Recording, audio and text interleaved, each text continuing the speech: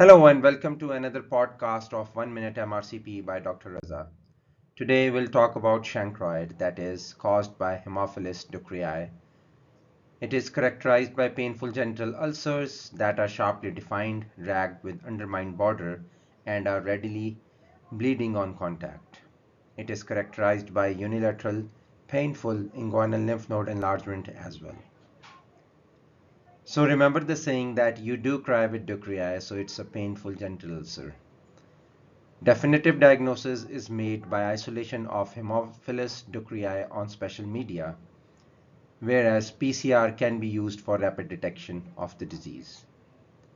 Single-dose oral azithromycin or intramuscular ceftriaxone is the treatment of choice.